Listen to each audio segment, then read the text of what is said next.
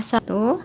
Pada video kali ini saya akan kembali melakukan pembahasan soal untuk soal tes P3K semua formasi pada tahun 2023, di mana soal ini adalah soal sosiokultural dan integritas, dan ini merupakan salah satu FR dari tahun 2021, tes P3K pada tahun 2021 ya.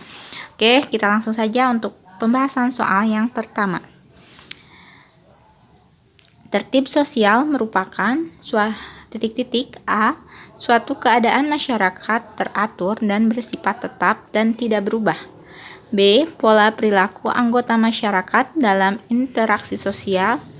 C. Norma-norma sosial yang tumbuh dan berkembang dalam kehidupan masyarakat. D. Upaya mematuhi dan menetapkan nilai-nilai dan norma-norma yang berlaku. E. Norma-norma sosial yang tumbuh di sebagian masyarakat. Oke, mengenai tertib sosial, berarti tertib itu kita mematuhi tata tertib ataupun pelaturan yang ada di masyarakat atau yang berlaku di masyarakat. Maka pengertian yang ini yang kita sesuaikan dengan pilihan ganda. Oke, pilihan ganda yang sesuai dengan pernyataan tersebut itu adalah yang D ya, karena yang A itu adalah bisa jadi sebagai pengertian, kemudian yang B juga pengertian,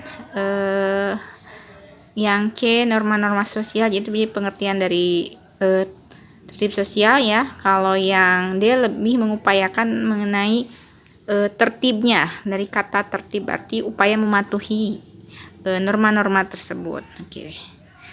Jadi itu pengertian dari tertib sosial ya. Oke, pertanyaan selanjutnya. Contoh konflik yang disebabkan oleh kecemburuan poso merupakan konflik yang disebabkan karena A. Perbedaan agama Islam dan Kristen. B. Perebutan kekuasaan. C. Perbedaan suku bangsa. D. Kepentingan politik antara pemerintah dan masyarakat. E. Kepentingan politik antara tokoh masyarakat.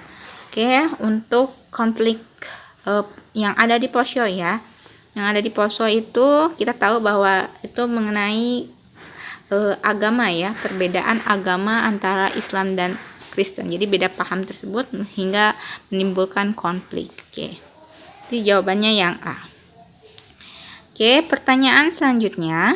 Ketika gagal mencapai sesuatu yang saya inginkan, saya A. Mencari dengan seksama siapa yang turut bertanggung jawab terhadap kegagalan saya.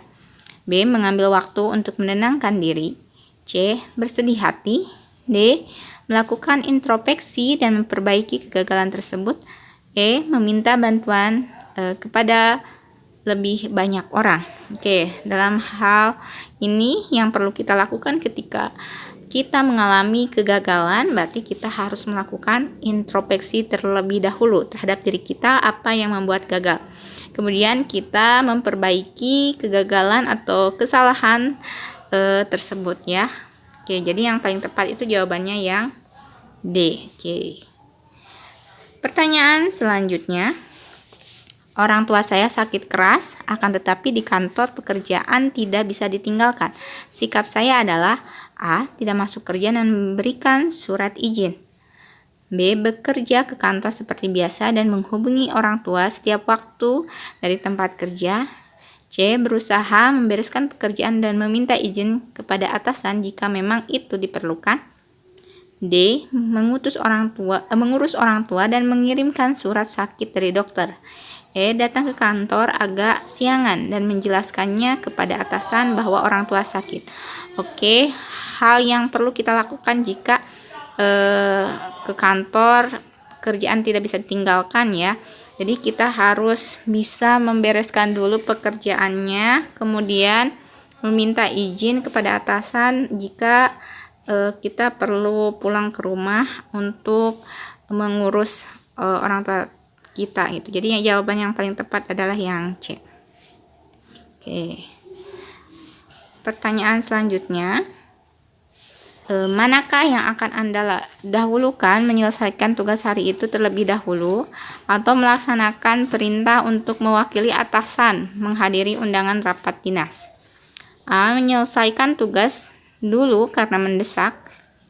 B. Melaksanakan tugas atasan terlebih dahulu. C. Menyelesaikan tugas dulu karena tugas itu menarik bagi saya.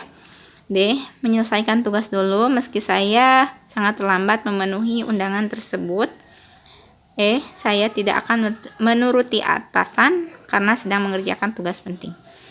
Oke, yang perlu kita lakukan dalam situasi ini, kita itu kan ada atasan ya, untuk kita diperintahkan untuk menghadiri undangan rapat dinas.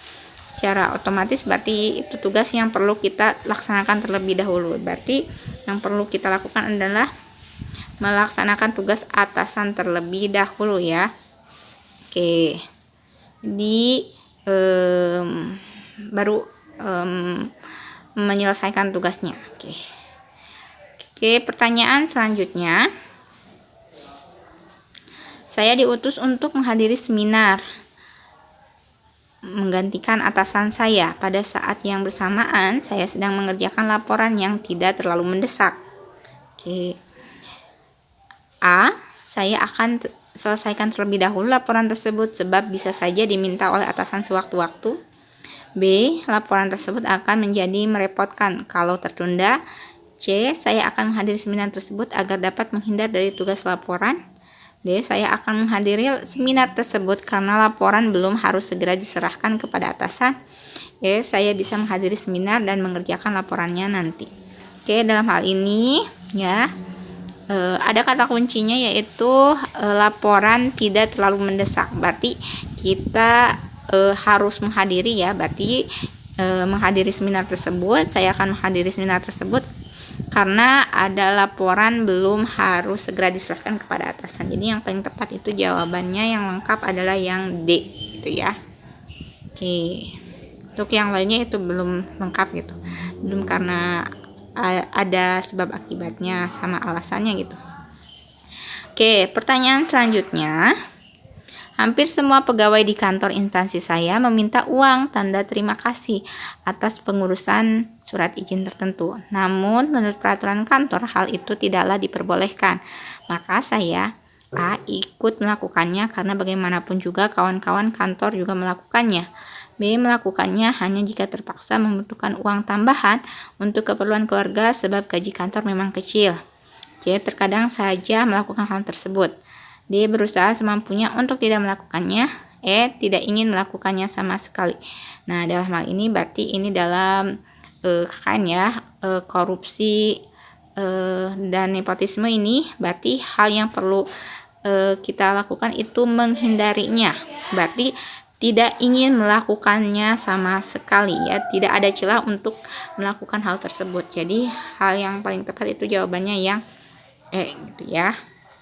Oke, untuk pembahasan soal pada video kali ini saya cukupkan sekian. Mudah-mudahan bermanfaat. Sampai jumpa di pembahasan video selanjutnya. Jangan lupa untuk subscribe, komen, dan share video ini. Terima kasih. Wassalamualaikum warahmatullahi wabarakatuh.